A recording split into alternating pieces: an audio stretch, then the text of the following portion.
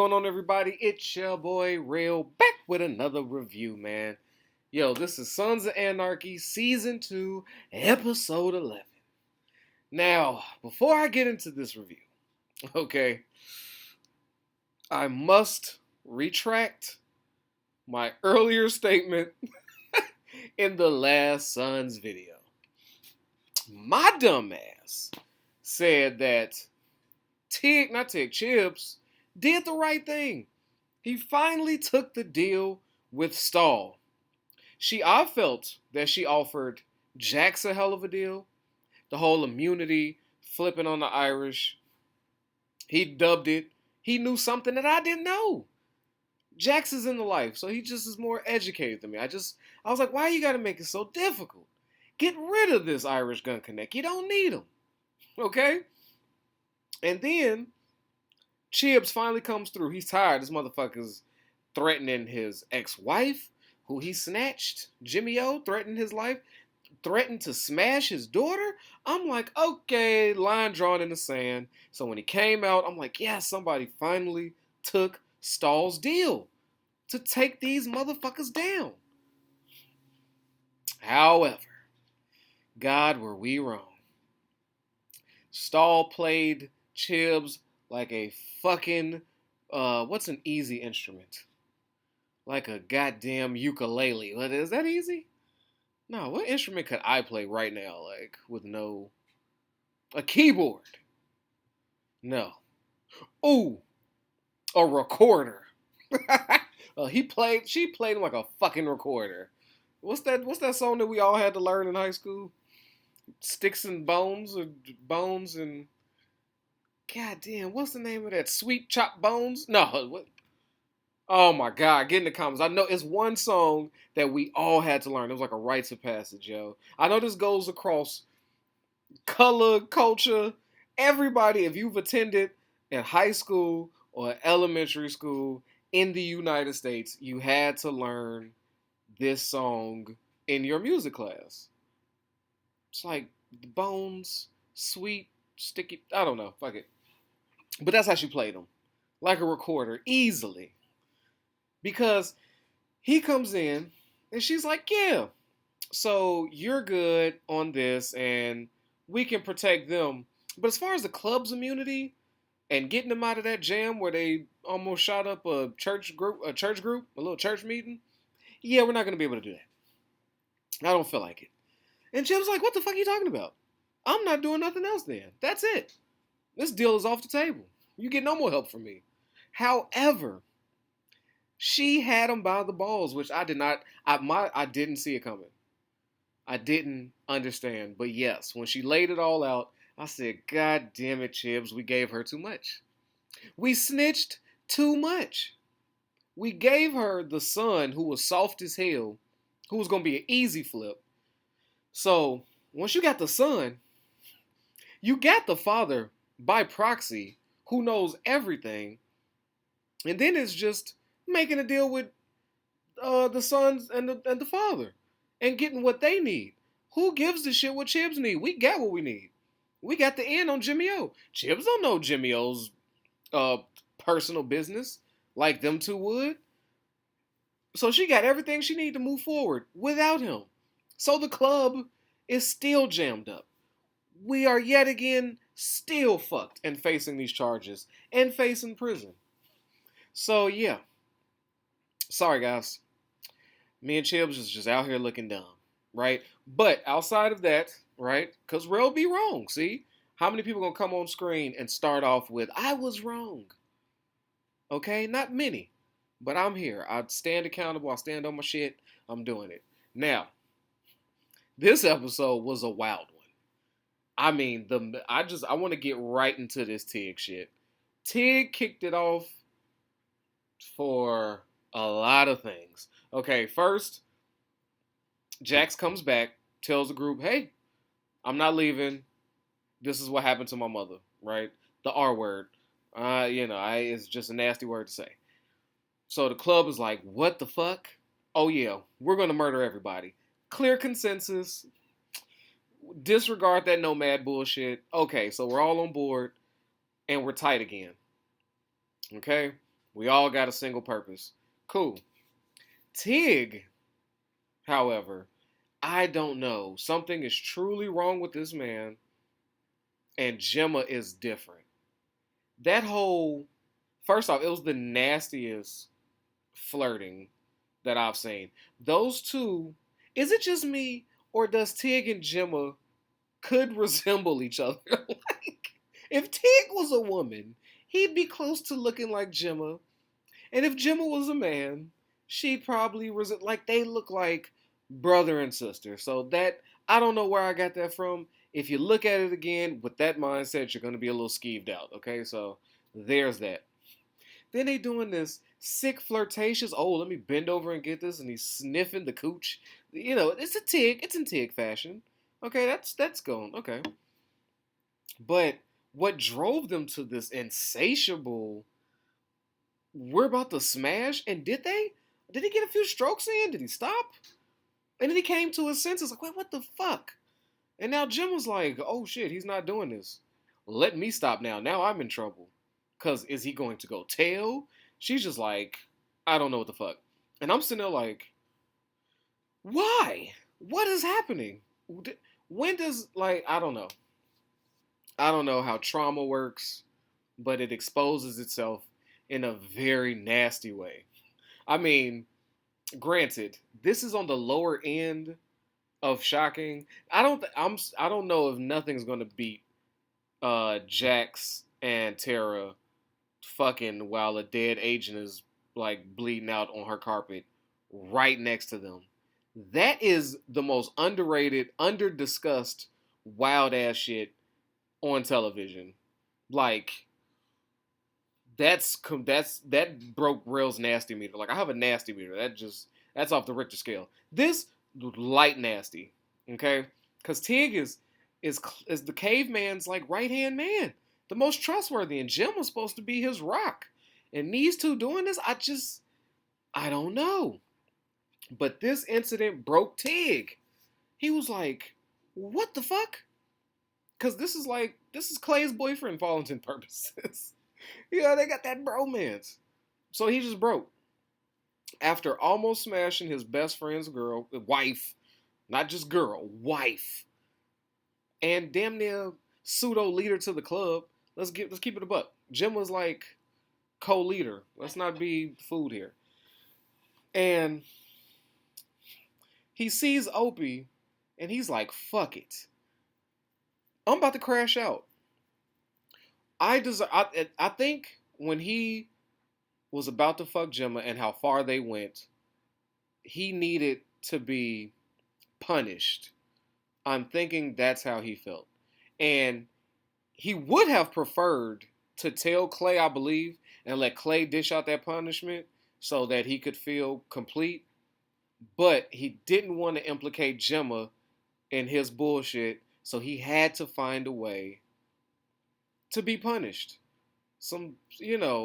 What they call it, sadomasochism. I don't know these words, but he wanted to be punished, and so he decides to blow up the biggest secret we've been holding on to for fucking what, 11 episodes now. At this point, he just said, "I'm just gonna blow the lid off. Fuck it." And then he comes to Opie, which I think was genius. I'm not gonna lie, that was an excellent opening for "I Shot Your Wife," right? Tig looks at Opie and says, "Why wasn't you driving that truck that night?" And Opie is looking at him like, "Wait, what? What are you talking about?" "Yeah, that night that your wife was driving the car. Why wasn't you in that truck?" And it's almost like this unspoken. Opie's like, "Wait, what the fuck are you saying?" And then the way he looked at him, and it was an unspoken, "Holy shit." You know what it reminded me of? It reminded me of Good Will Hunting, when he kept looking at Matt Damon, was like, "It's not your fault." Rest in peace, Robin Williams. When he just looked at him, was like, "It's not your fault." He was like, "Oh, what the fuck are you talking about? It's not your fault."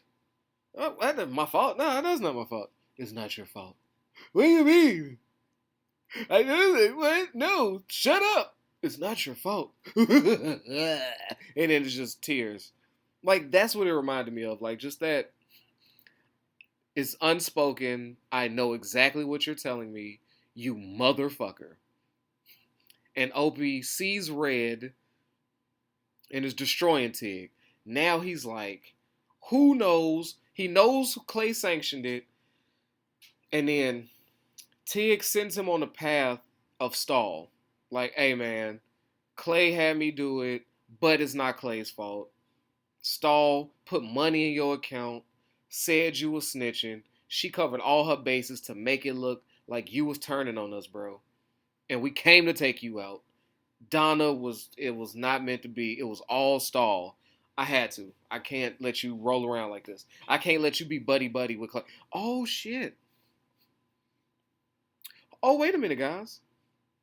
I think I just stumbled on something. Is it a possibility? Listen to this question.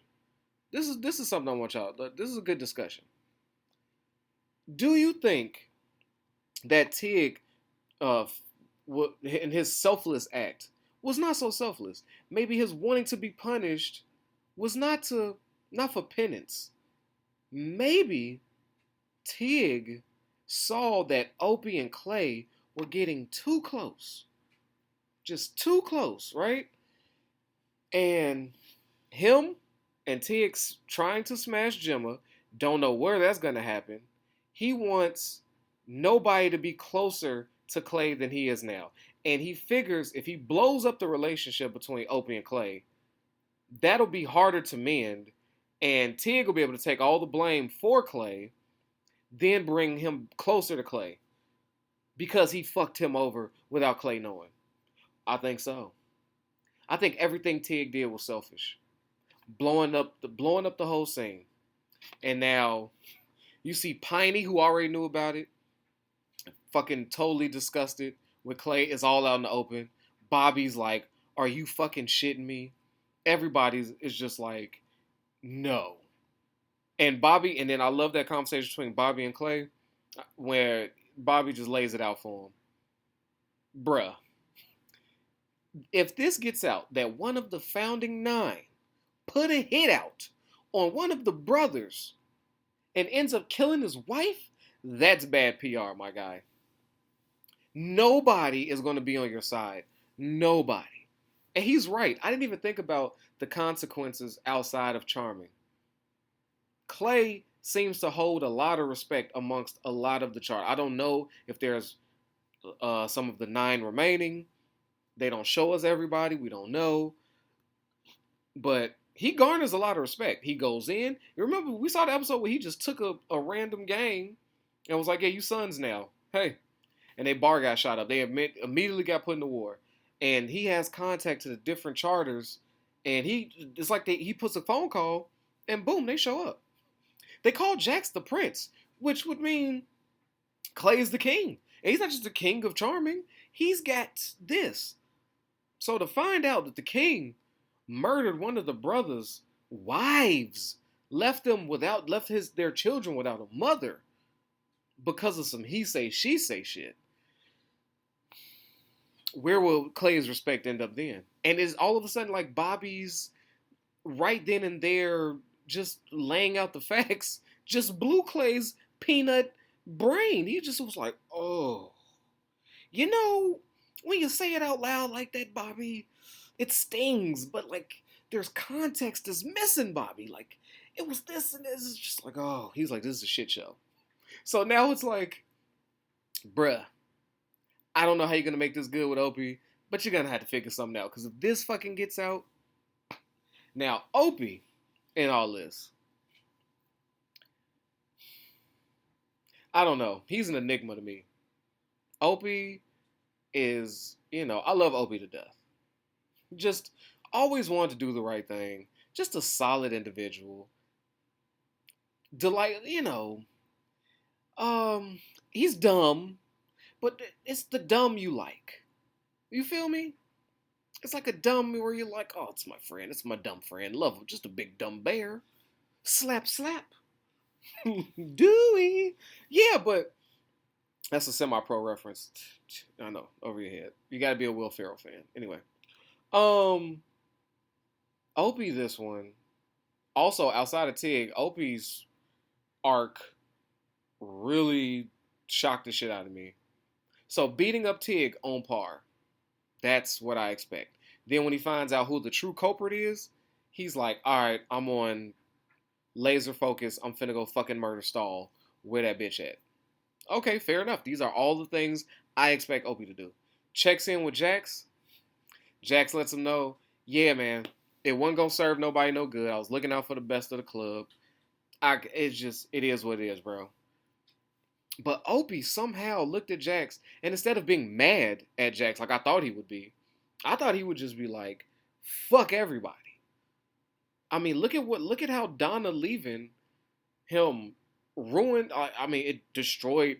He's still he's refiguring out who he is. Like he's still searching for who's Opie the father, and now he's getting into the dating game with the prostitute lady, not prostitute. Oh God, put some respect on her name. With the porno lady, can't think of her name right now, and which I also think might be the reason he didn't go so hard, because he has looked like he's fallen in love, like he's found a new love, somebody there to help take out his children. Maybe he's on that path of getting shit together. You know what I mean? But he was very adult when he was talking to Jax. And it was almost like he wanted to apologize to Jax, but in the way he didn't, it was just kind of like, so you held this down, and all that shit I was talking about you just swallowed it. And Jax is just like, yeah, you my guy. You're bro. Like, you pissed me off. You wasn't listening to me. But fuck it, man. I love you. They didn't say those words, but that's what it felt like. And there was no, sorries, thank yous, none of that. So boom, Opie's off to get stalled. Tracks her down, sees Chibs coming out of the office after he tracked him to the little secret ATF office. Chibs comes out with his little paper, his little folder, boom, his little snitch papers. And then Opie's like, oh no, what the fuck? Stall got another one. Another one bites the dust. Right? And Chibs looked like he just had a fresh fucking, because that's where he came from. Stall fucked that man proper. So he wasn't feeling the best. And Opie called him, and then called Stall. Ran down on the pistol to the face. I was like, oh yeah, do it. I'm like, do it, Opie. Fuck her. She need to go. She just fucked Chibs over. She got Donna killed. It's time. I'm signed up. And the fact that Opie did some. This is what's weird about Opie. He puts the gun to her head, threatens her, shares to her the pain that he felt and how she's responsible. And she had her little bravado going on, but it was breaking down quickly. You saw the tears coming. And then he was like, just remember, an outlaw, a bad guy, spared you. And he drops the mic and walks off. I didn't like that so much. What would I like to have seen instead of this whole holier than thou move by Opie? Like, now Opie's Mr. Benevolent? Like, out of nowhere, like, who is this dude? Like, you get what I'm saying? Who would have ever thought Opie would have been this benevolent pacifist with the, I will sacrifice and show you that there's a better way. Like, Opie, what the fuck are you? Opie, do we have to go down a list of shit? Have you even seen your kids, Mr. Benevolence? So, I don't know. I don't know. Don't get me started. It was so confusing. What would Real have rather seen? I don't know. Maybe, okay, let's keep that same talking to about how you fucked me over my wife. I'm going to murder you right now and I would have got information from Chibs about the Chibs situation and said, you stay the fuck away. I know how to get to you. Next time you see me, you won't see nothing else. I would have liked for him to leave with a threat. Right? A threat would have been nice. Okay, if you're not going to shoot her, leave with a threat. Don't leave with the whole, look what a bad guy could have did. So who's the real bad guy? Between me and you, Stall? Huh? You the one who got an innocent woman killed. I'm not finna kill no innocent woman, no. Opie out. And I was just like, no. And then Opie's benevolence left from stall to back to the table. Right? He looks at Clay, he looks at everybody in the face, and he goes, you know what? I'm pissed. But guess what? For the club, we're going to keep it here. I'm not going to talk about it anymore. Shit got handled. Fuck it. It is what it is. Clay, it's dead. Are we good with that? Clay's like, hell yeah. Hell yeah. Fucking the caveman perspiring. He's like, oh, yeah, shit. I was thinking we're going to have to murder you. I know that's what Clay was thinking. Come on, guys. We all know what Clay's big cover-up plan was after Bobby gave it to him. His next thought was try to kill Opie again. I mean, that's the only place his brain could think, oh, now we really got to kill Opie. Now we really got to do it. So, yes, Opie gave Clay an out, takes it, without a doubt. But he requests that he say he saw Chips, the paperwork, but he don't want nobody jumping to conclusions. He's going to come here, he's going to talk, and we're going to fucking believe him. Right? You're not going to make the same mistakes you made with me. And that's exactly what Chips did.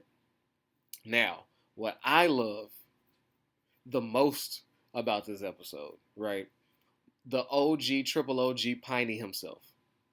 This busted individual with the breathing tank rolls up to his ex-wife's crib, hit her with the, you know what? I was a piece of shit. It's not all your fault.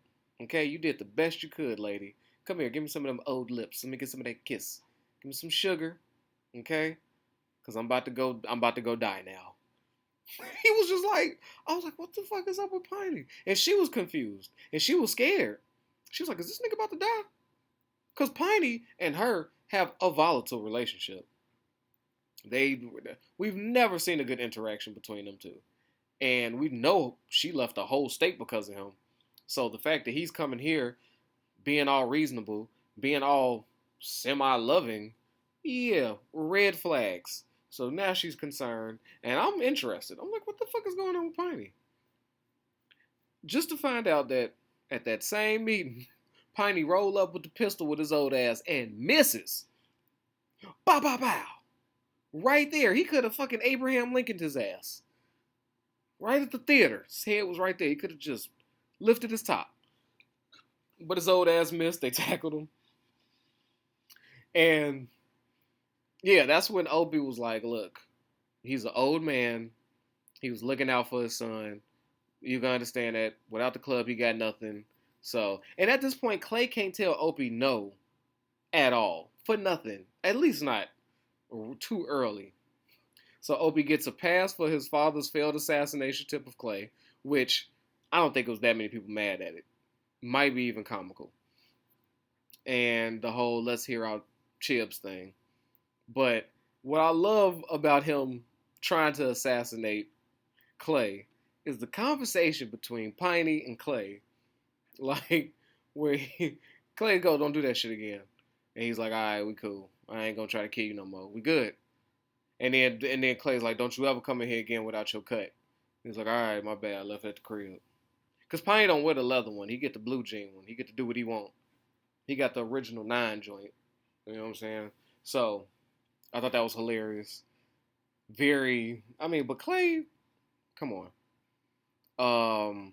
What else did I find interesting in this episode? What else was popping? Oh, we see Unser with Hale. Unser finally goes and gives Hale the final speech. Like, look, bro, you're a good dude.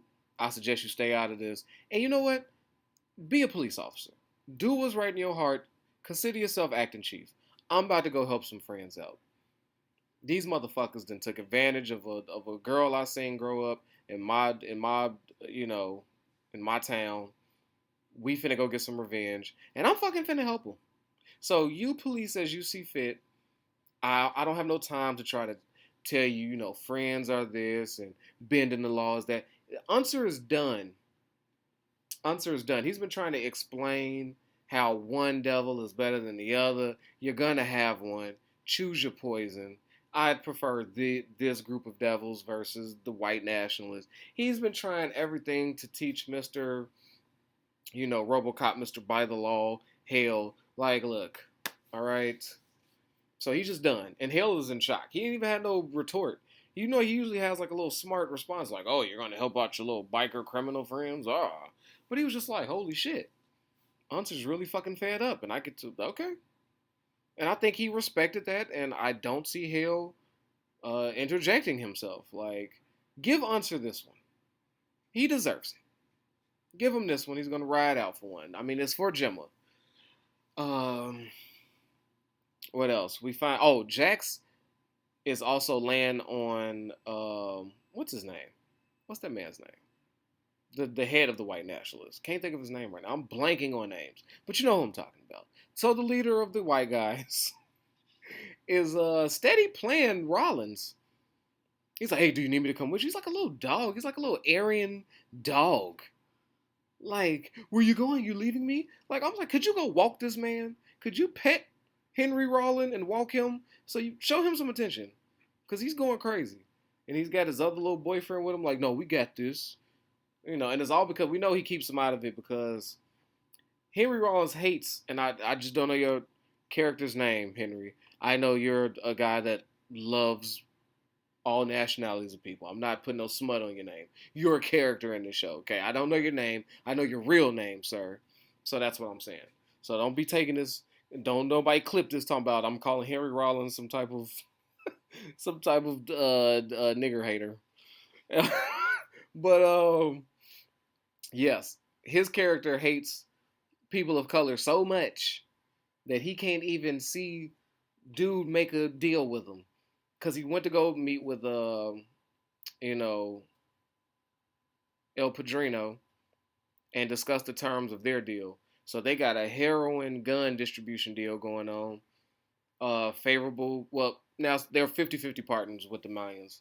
And they about to take over the prisons, which is about to be a huge move. About to make the Mayans the most dangerous. Yeah. They're going to be the winners. They're going to be the top biker gang. Because if they run into prisons and splitting it with the Aryans and they got everybody else is out. They're gonna be top dogs. And also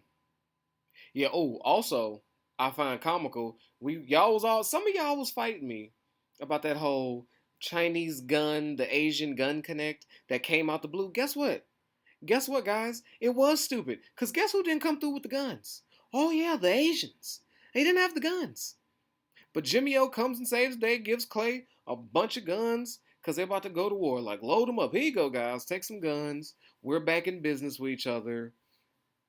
Let's do it. What do you know?